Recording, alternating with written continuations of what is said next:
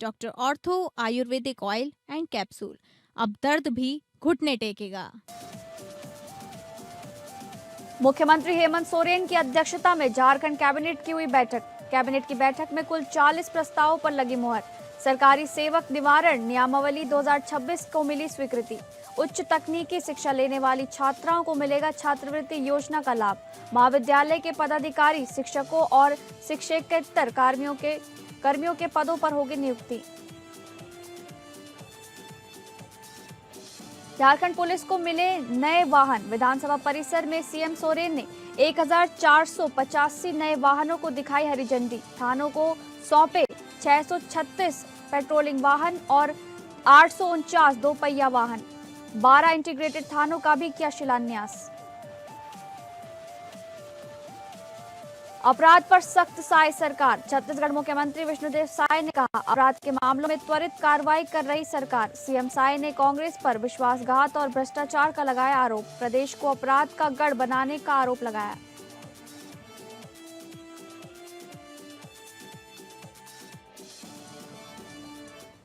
नमस्कार, आप सभी का स्वागत है स्टेट लाइव में। मैं हूं आपके साथ शालिनी राणा। शुरुआत करेंगे स्टेट लाइव की झारखंड की खबरों से। झारखंड के मुख्यमंत्री हेमंत सोरेन के नेतृत्व में हुई झारखंड कैबिनेट की आज बैठक में 40 प्रस्तावों पर मुहर लगी है, जिसके तहत अब मानकी मुंडा छात्रवृत्ति योजना का लाभ राज्य के सभी उच्च शिक्षण संस्थानों में तकनीकी शिक्षा के लिए अध्ययनरत छात्राओं को भी मिलेगा। गुरुवार को हुई इस महत्वपूर्ण बैठक को लेकर विस्तृत जानकारी देते हुए कैबिनेट सचिव वंदना दादेल ने बताया कि मानकी मुंडा छात्रवृत्ति योजना के तहत अभी तक झारखंड प्रौद्योगिकी विश्वविद्यालय रांची से संबद्ध संस्थानों में पढ़ाई कर रही इंजीनियरिंग और डिप्लोमा के छात्राओं को मिलता था ये, और अब संशोधन के बाद सभी उच्च शिक्षण संस्थानों में तकनीकी शिक्षा लेने वाले छात्राओं को इसका लाभ मिलेगा, जिसके लिए आवेदन की प्रक्रिया भी सरल कर दी गई है। वहीं राज्य के सभी मंत्री, विधायक, पूर्व विधायक और उनके परिजनों को अखिल भारतीय सेवा के पदाधिकारियों की तरह चिकित्सा सुविधा दिए जाने पर भी मुहर लगाई गई है। इस क्रम में कैबिनेट ने राज्य में institute of driving training and research की स्थापना हेतु मंजूरी प्रदान की है। इसके अलावा राज्य के एनसीसी कैडेट को प्रशिक्षण के दौरान मिलने वाले नाश्ता के भत्ते में वृद्धि की स्वीकृति भी प्रदान की गई है और अब 10 रुपये के स्थान पर 25 रुपये का नाश्ता मिलेगा।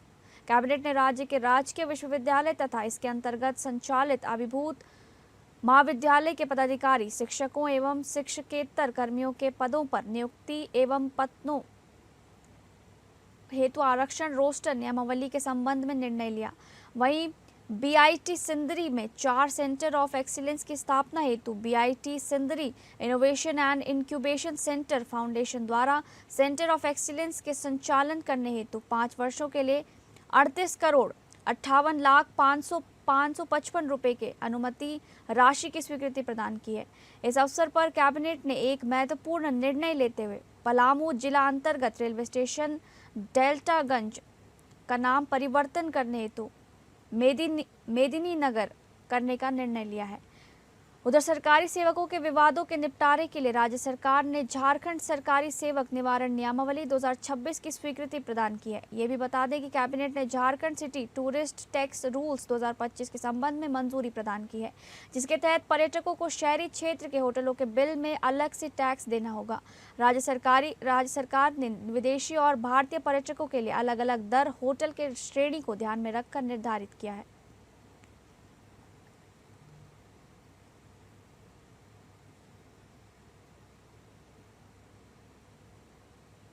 झारखंड के सभी थानों में अब जर्जर गाड़ियों की जगह पर नए चमचमाते बोलेरो दिखाई देंगे, जिसका आगाज करते हुए राज्य के मुख्यमंत्री हेमंत सोरेन ने आज सभी जिला इकाइयों के लिए 636 पेट्रोलिंग वाहन और 849 दोपहिया वाहन यानी कुल 1485 वाहनों को हरी झंडी दिखाई और उन्हें सभी जिलों के थाने के लिए रवाना किया। तो वहीं रांची के अत्याधुनिक 12 नए इंटीग्रेटेड थानों का भी आज ऑनलाइन शिलान्यास किया गया। इन इंटीग्रेटेड थानों के निर्माण के बाद एक ही बिल्डिंग में साइबर थाना, एसटी/एससी थाना, पीएचटीयू थाना व महिला थाना का संचालन होगा। ना ही कोई सुराग, लेकिन पुलिस की तत्परता और एक ईमानदार प्रयास से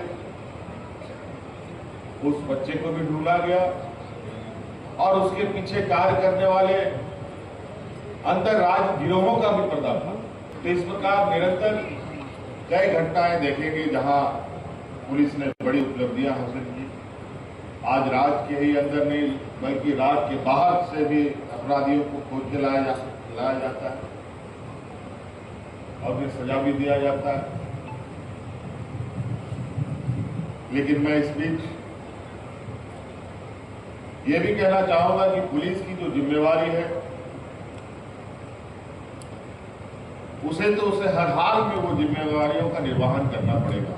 झारखंड की प्रशासनिक व्यवस्था को सुदृढ़ और व्यवस्थित करने के लिए झारखंड पुलिस को जर्जर गाड़ियों से मुक्ति दिलाने के लिए आखिरकार राज्य के मुख्यमंत्री हेमंत सोरेन अपने हाथों से हरी झंडी दिखाकर 636 गाड़ियों को रवाना कर चुके हैं। राज्य समेत सभी जिलों के थाने के लिए ये जो गाड़ियां हैं आधुनिक सेवाओं से गत गाड़ियां हैं, जिसे लेकर अभी भी आप देख सकते हैं नजारा विधानसभा परिसर में तमाम जो जिले हैं जहाँ पे थाना के लिए ये गाड़ी बुलाया गया है, यहाँ पर थाने होंगे। आपको जानकारी देना चाहेंगे इसे लेकर जो जिले पर आवंटित की गई अगर गाड़ियां हैं तो वाहनों की विवरणी जो की गई है, इसलिए बोकारो को 39 और 45 महिंद्रा बोलेरो V6 दी गई है, आवंटित की गई है। टीवीएस अपाचे 53, चाईबासा को 40 महिंद्रा बोलेरो और 47 टीवीएस अपाचे दी गई है। छपरा के लिए 19 आवंटित की गई है महिंद्रा बोलेरो और टीवीएस अपाचे 22 है।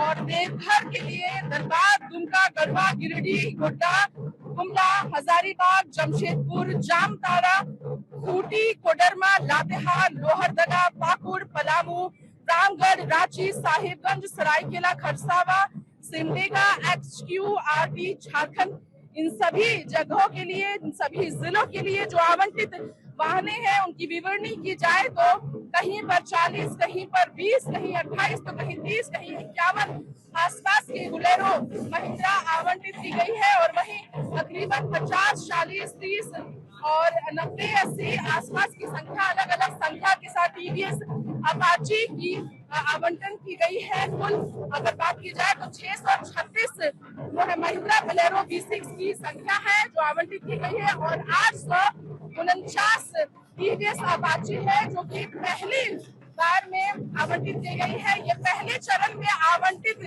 महिंद्रा बोलेरो और टीवीएस अपाची की संख्या हमने आपको बताई है। दूसरे चरण में फिर राज्य सरकार और सैकड़ों की तादाद में नए वाहन आवंटित करेगी और उसे हरी झंडी दिखाएगी। फिलहाल एपीएन न्यूज से मैं तिथि रांची से नमस्कार। झारखंड विधानसभा में सत्र का 13वां दिन भारी हंगामे के साथ शुरू हुआ। एलपीजी गैस सिलेंडर और तेल को लेकर सत्ता पक्ष के विधायकों ने पोर्टिको पहुंचकर केंद्र सरकार के खिलाफ जमकर प्रदर्शन किया। इस दौरान स्वास्थ्य मंत्री को रिक्शा चलाकर सदन में धरना देते हुए देखा गया, तो वहीं विपक्ष के नेताओं ने भी इस मुद्दे पर खुलकर पलटवार किया। विपक्ष के विधायकों ने राज्य सरकार के खिलाफ छात्रवृत्ति सहित कई ज्वलंत मुद्दों को लेकर विधानसभा पोर्टिको में हंगामा किया। गैस को लेकर के और पेट्रोल को लेकर के लाइन में लगे हुए हैं।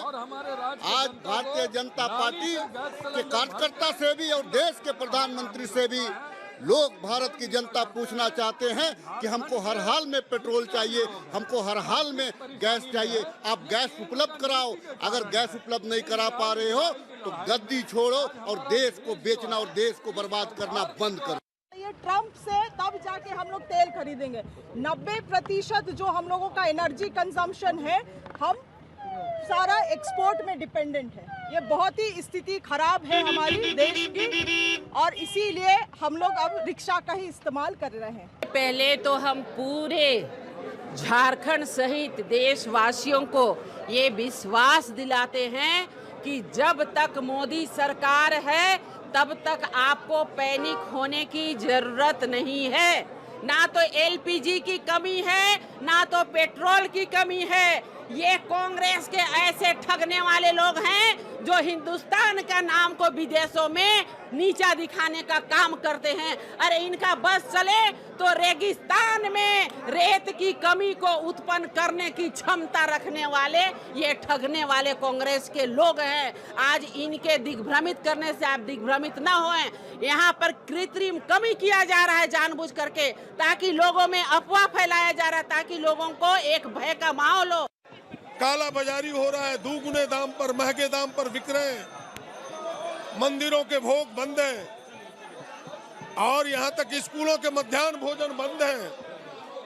हम सब विरोध प्रदर्शन कर रहे हैं उनको जगाने के लिए। तो विधानसभा के पोर्टिको में इस वक्त हम मौजूद है, जहां पर सत्ता पक्ष द्वारा किया जा रहा है धरना प्रदर्शन। एलपीजी गैस सिलेंडर को लेकर केंद्र सरकार के विरोध में ये प्रदर्शन है, जहां पर मंत्री से लेकर विधायकगण नजर आ रहे। विधायक उज्जवल दास है, जिनसे जानेंगे कि क्या ये विपक्ष कहती है सत्ता पक्ष की आवाज बुलंद करें। हमारे प्रधानमंत्री जी कभी घुटने टेक सकते हैं क्या? ये तो विपक्ष का जो मानसिक संतुलन है वो खो गया है, इसलिए जो है सो ये बात कर रहे हैं इस तरह के। और जहां तक बात है कि सिलेंडरों के दाम में वृद्धि हो रही है, लाइन लगाना पड़ रहा है, तो मैं झारखंड सरकार से कहूंगा कि झारखंड में टैक्स कर दे, कम कर दे। झारखंड में टैक्स क्यों नहीं कम कर रहे हैं? लाइन लग रहा है, झारखंड की सरकार क्या कर रही है? उसको झारखंड सरकार को भी तो व्यवस्था बनानी चाहिए ना, कि झारखंड सरकार बस मुद्दा मिल गया उसको विरोध करो, चलो भाई लाइमलाइट में आएंगे, इसलिए सरकार कर रही है। सुना आपने कुमार उज्जवल दास ने क्या कहा है। अब यहाँ पर बाबूलाल मरांडी नेता प्रतिपक्ष मौजूद है, उनसे भी हम जानना चाहेंगे उनका क्या कहना है, जो सत्ता पक्ष के इस विरोध पर अब जवाब देते हुए नजर आएंगे। सुनिए क्या कहते हैं।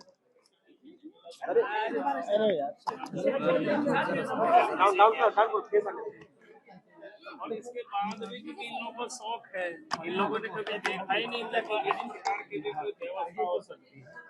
जब पूरी दुनिया में आप देख रहे हैं बड़े हिस्सों में युद्ध चल रहा है और उस संकट की घड़ी में कांग्रेस पार्टी को, अपोजिशन को देश के साथ खड़ा रहना चाहिए था, लेकिन ये लोग अराजकता की स्थिति पैदा करने में लगे हुए। तो सुना आपने नेता प्रतिपक्ष बाबूलाल मरांडी का ये बयान, जो हमने आपको सुनाया है। सत्ता पक्ष के तरफ से उठाए गए विरोध प्रदर्शन पर नेता प्रतिपक्ष ने जवाब दिया है। हम आपको एक बार फिर दिखाना चाहेंगे। अभी भी यहाँ पर पोस्टर लिए तमाम नेता नजर आ रहे हैं, विधायक भी नजर आ रहे हैं, जो अब पोर्टिको पर इस प्रदर्शन को थामते हुए देखा जाएगा। अब देखने वाली बात ये होगी कि सत्र में भीतर किस तरीके का हंगामा होता है, सत्र के भीतर ये विरोध प्रदर्शन क्या रूप लेती है, ये देखने वाली बात होगी, क्योंकि इस बार विपक्ष नहीं सत्ता पक्ष धरने पर नजर आ रहे हैं, पूरी तरह से जोश में है। जो एलपीजी गैस को लेकर झारखंड में किल्लत की स्थिति है, उस पर आवाज बुलंद कर रहे हैं, केंद्र सरकार के विरोध अपनी नाराजगी व्यक्त करते नजर आ रहे। फिलहाल सहयोगी दीपक के साथ एपीएन न्यूज से मैं। सरहुल जो झारखंड के आदिवासी समुदाय का एक महत्वपूर्ण पर्व है, जिसमें आदिवासी समुदाय के लोग प्रकृति की पूजा करते हैं। ये पर्व पेड़ों में नए पत्तों के आने पर मनाया जाता है। इसमें सखुआ की पेड़ की पूजा की जाती है। सरहुल का अर्थ है कि वृक्ष पूजा। बोकारो जिले के छोपड़ो बस्ती में बड़ी धूमधाम से सरहुल के त्योहार को यहाँ के स्थानीय लोगों के द्वारा पारंपरिक तरीके से मनाया गया। पुरुष ढोल नगाड़े बजाते दिखे, वहीं महिलाएं पारंपरिक नृत्य करती दिखीं और सभी लोग सखुआ के वृक्ष की पूजा अर्चना करते नजर आए। आदिवासी समुदाय के इस महत्वपूर्ण उत्सव को 2 दिन मनाया जाता है। झारखंड में सरहुल पर्व का बहुत ही महत्व है। सरहुल पर्व नए साल के आगमन के साथ मनाया जाता है। यहाँ की जो जनजातीय आबादी है, ट्राइबल पॉपुलेशन, जो यहाँ के स्थानीय लोग हैं, उन लोग ये पर्व मनाते हैं। ये नए साल के आगमन में नए पत्ते, नए कली खिलने पे ये पर्व मनाया जाता है। ये बहुत शुभ माना जाता है। कल से ही ये पर्व मनाया जा रहा है। आज भी ये पर्व मनाया जाएगा। हम अभी बोकारो के झोपड़ों में मौजूद हैं, जहाँ पर ये पर्व सेलिब्रेट किया जा रहा है। आप मेरे पीछे देख सकते हैं किस तरह से महिलाएं पारंपरिक नृत्य कर रही हैं और पुरुष ढोल नगाड़े बजा के पूरे पर्व का आनंद ले रहे हैं। यहाँ पे अगल बगल के ये गांव के ही लोग नहीं है, ये वो लोग भी हैं जो कि अगल बगल शहरी एरिया में भी रहते हैं और यहाँ आके अपने गांव आके इस पर्व को एंजॉय करते हैं, मनाते हैं। और सब लोगों आइए कुछ लोगों से पूछते हैं, बात करते हैं कि इस पर्व का क्या महत्व है और ये क्यों मनाया जाता है। अच्छा, ये पर्व किस लिए मनाया जाता है? ये हम लोग का एक प्राकृतिक पर्व है। ये हमारा जो सरहुल है, ये हम लोग प्राकृतिक पूजा को हम लोग मानते हैं ना। इसमें हम लोग कोई मूर्ति पूजा इस तरह का नहीं है। प्राकृतिक में जैसे फूल हो गया, नया जो फूल आ रहा है उसके बारे में हम लोग उसको सोच के हम लोग पूजा करते हैं कि प्राकृतिक हम लोग के लिए कुछ सुंदर अपना प्राकृतिक अपना बना रही है एक मानव जीव के लिए। तो ये आपका जो पर्व है प्राकृतिक, मतलब यहाँ पे क्या नया साल भी इसी से हम सेलिब्रेट करते हैं? ये नए साल का आपके आगमन का भी?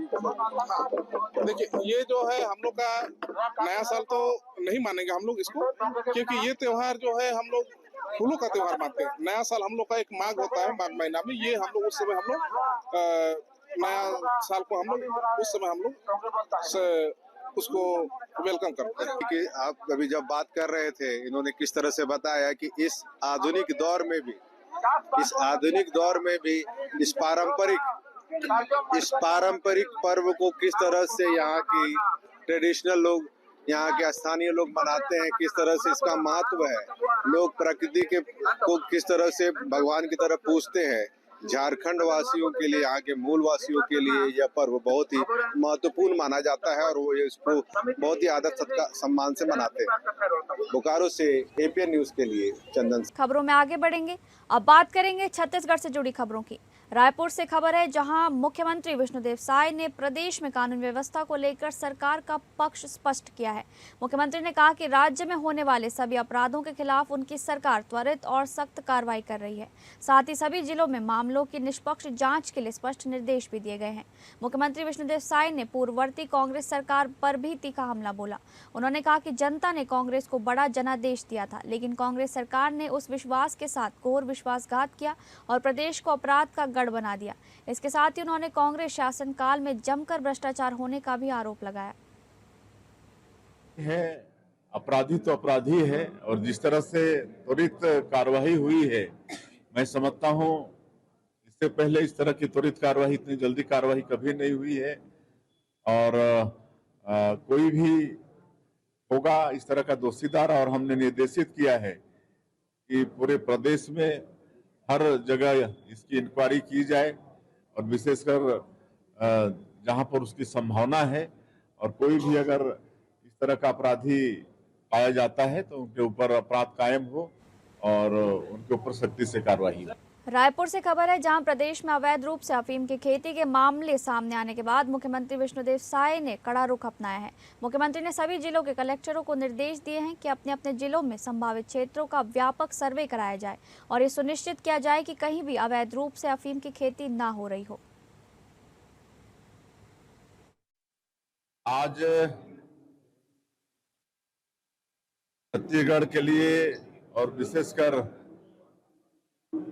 बिजली के जो उपभोक्ता हैं उनके लिए बड़ा सौभाग्य का दिन है कि आज हम लोग मुख्यमंत्री बिजली बिल भुगतान समाधान योजना का शुभारंभ किए हैं। कोरोना के कारण या किसी भी कारण बहुत से लोग अपना बिजली का बिल पटा नहीं पाए थे और लंबे समय से नहीं पटाने के कारण राशि बहुत बड़ी हो गई थी और उनको बड़ा मुश्किल हो रहा था। इसलिए सरकार ने निर्णय लिया और इस योजना का आज शुभारंभ हुआ है। प्रदेश में अफीम की खेती को लेकर पूर्व मुख्यमंत्री भूपेश बघेल के आरोपों पर संसदीय कार्य मंत्री केदार कश्यप ने पलटवार किया है। उन्होंने कहा कि बीजेपी की सरकार में मामले सामने आते ही तुरंत कार्रवाई होती है। दुर्ग जिले में अवैध खेती के मामले सामने आते ही प्रशासन ने तत्काल कदम उठाया। मंत्री ने कांग्रेस पर भी हमला बोलते हुए कहा कि 5 साल सत्ता में रहने के दौरान उन्होंने कोयला और शराब घोटाले जैसी घटनाओं में अपराधियों को संरक्षण दिया।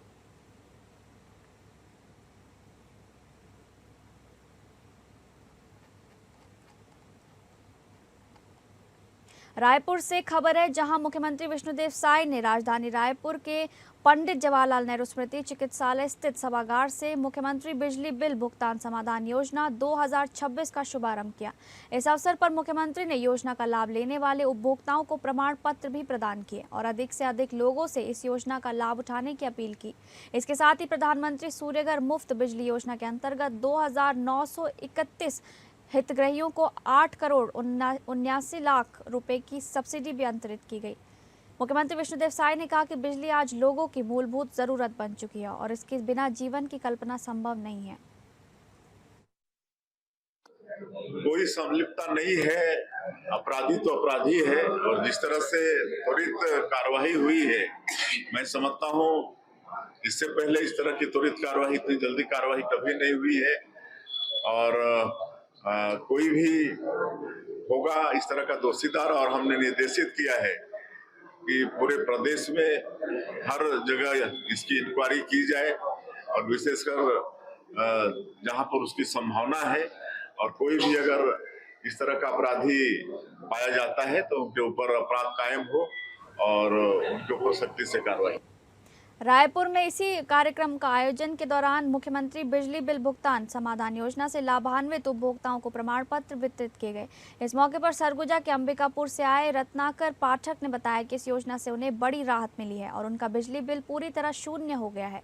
रत्नाकर पाठक ने बताया कि उन्हें कार्यक्रम में बुलाया गया था और वे मुख्यमंत्री विष्णुदेव साय के लिए एक पेंटिंग बनाकर भी लाए थे, जो मुख्यमंत्री को काफी पसंद आई। उन्होंने कहा कि मुख्यमंत्री बिजली बिल राहत योजना से उन्हें काफी लाभ मिला है और इसके लिए उन्होंने मुख्यमंत्री विष्णुदेव साय का आभार भी व्यक्त किया।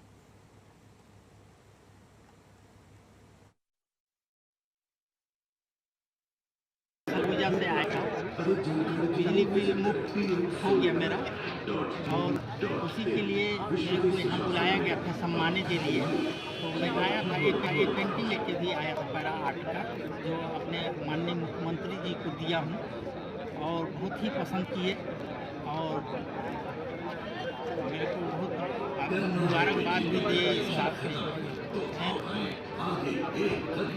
मेरा बिजली बिल पूरा तरीके से मुफ्त हो गया। आज मैं बिजली बिल मैं दे रहा हूँ। छत्तीसगढ़ की राजधानी रायपुर में नशेड़ी वाहन चालकों के खिलाफ यातायात पुलिस ने बड़ी कार्रवाई करते हुए बड़ी संख्या में कार एवं मोटरसाइकिल जब्त किए हैं। बता दें कि जनवरी महीने से लेकर अब तक कुल 949 ड्रंक एंड ड्राइव करने वाले वाहन चालकों के ऊपर सख्ती से कार्रवाई की गई है। डीएसपी एडीसीपी यातायात विवेक शुक्ला ने बताया कि इन सभी ड्रिंक एंड ड्राइव के मामले में यातायात नियमों के अनुरूप जुर्माने की कार्रवाई की गई है।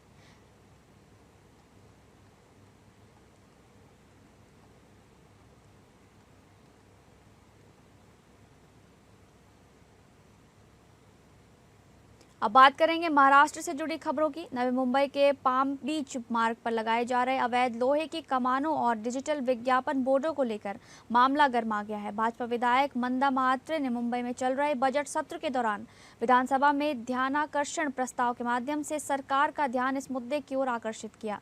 इसके बाद आज उन्होंने संबंधित स्थान का दौरा कर स्थिति का जायजा लिया और अधिकारियों को आवश्यक निर्देश दिए।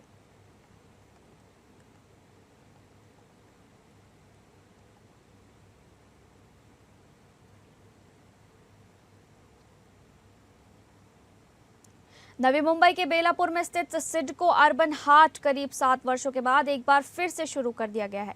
कोरोना काल के बाद लंबे समय से बंद पड़े इस केंद्र के दोबारा शुरू होने से स्थानीय नागरिकों और पर्यटकों को बड़ी राहत मिली है। इसे दोबारा शुरू करने के लिए भाजपा विधायक मंदाताई महात्रे ने लगातार प्रयास और पाठ पुरावा किया था, जिसके बाद आखिरकार ये केंद्र फिर से नागरिकों के लिए खोल दिया गया है। के बाद पहले भी मैं रेगुलर विजिट करती थी, चाहे परचेसिंग करूँ या नहीं करूँ, या तो छोटा मोटा मैं लेकर जाती थी। सारे राज्य के लोग यहाँ पे आए हैं और उनको जो लोग खरीदेंगे उनकी वजह से उनको रोजगार भी उपलब्ध होगा। ये 7 साल के बाद यहाँ पे जो ये एग्जीबिशन लगा है, भारत सरकार बहुत अच्छी तरह ये लगाया गया है। यहाँ पे अच्छा सेल हुआ है यहाँ पे हमारा। रेगुलर यहाँ आने वाले हैं, लेकिन गए 7 साल से हम तो राह ही देख रहे थे कि ये पूरे तरह से बंद था। ये सिडको ने अच्छा किया और यहाँ के जो लोकल नेता है उनकी वजह से फिर से शुरू हुआ है।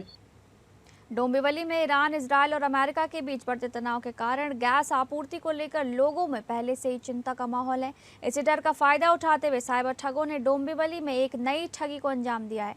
गैस कनेक्शन काटने की धमकी देकर ठगों ने एक नौकरी पेशा महिला से करीब 3 लाख रुपए ठग लिए। इस मामले में डोंबिवली के रामनगर पुलिस स्टेशन में मामला दर्ज किया गया है और पुलिस ने जांच शुरू कर दी है। पुलिस के अनुसार डोंबिवली के सुनील नगर इलाके में रहने वाली स्मिता राणे के पति के मोबाइल पर एक SMS आया था। संदेश में दावा किया गया था कि महानगर गैस का फरवरी महीने का बिल कंपनी के सिस्टम में अपडेट नहीं हुआ है।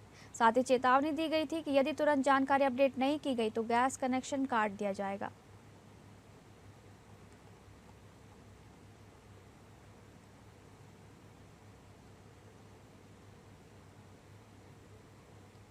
अब बात करेंगे उत्तर प्रदेश से जुड़ी खबरों की। लखनऊ से खबर सामने आई है, जहां सवर्ण मोर्चा के संयोजक संदीप सिंह को पुलिस ने हाउस अरेस्ट कर लिया है।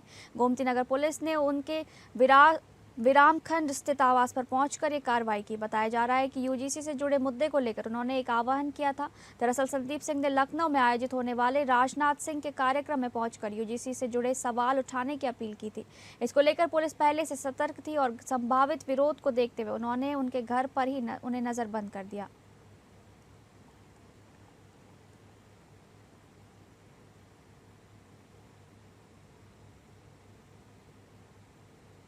अगली खबर बदायूं से है, जहां HPCL प्लांट के 2 अधिकारियों की हत्या के आरोपी को पुलिस मुठभेड़ के दौरान गोली लग गई। जानकारी के अनुसार ग्राम सैजनी स्थित प्लांट के 2 अधिकारी सुधीर गुप्ता और हर्षित मिश्रा की कल गोली मारकर हत्या कर दी गई थी। इस मामले में पुलिस ने आरोपी अजय प्रताप सिंह को गिरफ्तार कर लिया था, जो प्लांट में आउटसोर्सिंग कर्मचारी के रूप में काम करता था और अनुशासनहीनता के चलते उसे नौकरी से निकाल दिया गया था। पुलिस के मुताबिक आरोपी से वारदात में इस्तेमाल किए गए हथियार की बरामदगी के लिए उसे ग्राम मुडसेना के जंगल के पास ले जाया गया था। इसी दौरान आरोपी ने वहां छिपकर रखे तमंचे से पुलिस टीम पर फायरिंग कर दी, जिसमें एक पुलिसकर्मी घायल हो गया।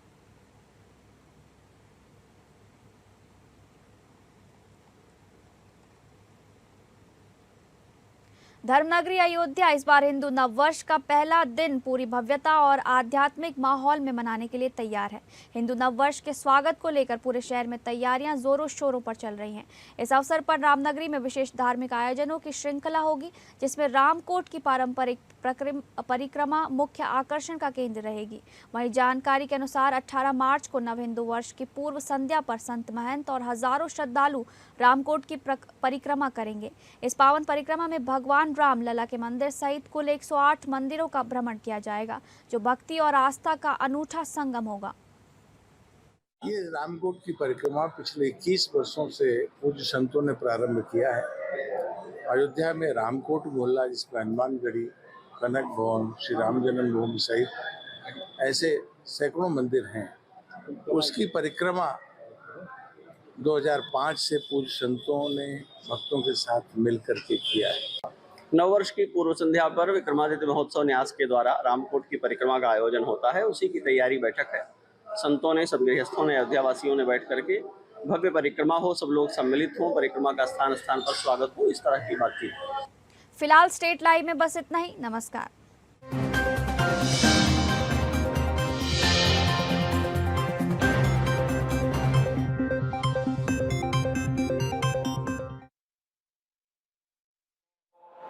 तमाम देश और दुनिया के अतिथि आते हैं, वे बोलते हैं कि लखनऊ अच्छा शहर है।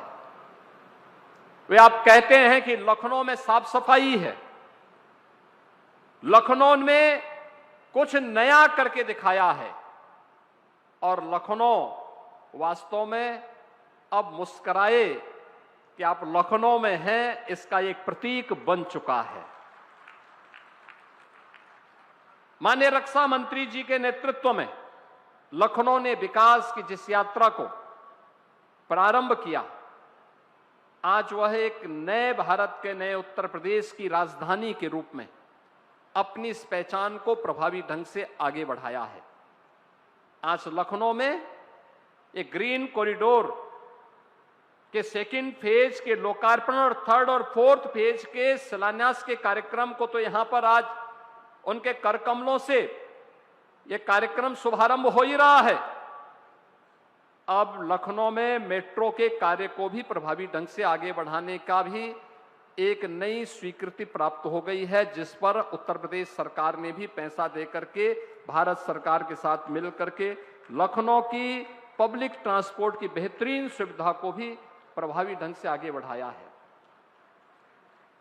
लखनऊ EI सिटी के रूप में विकसित होगा, इसके लिए भी धन की व्यवस्था हम लोगों ने कर ली है। अगर इमर्जिंग टेक्नोलॉजी के क्षेत्र में लखनऊ आगे है, अत्याधुनिक इंफ्रास्ट्रक्चर, जब देश के सरफेस ट्रांसपोर्ट मंत्री के रूप में आदरणीय राजनाथ सिंह जी ने देश के अंदर सदैव अटल जी की सरकार में अपना दायित्व प्रारंभ किया था।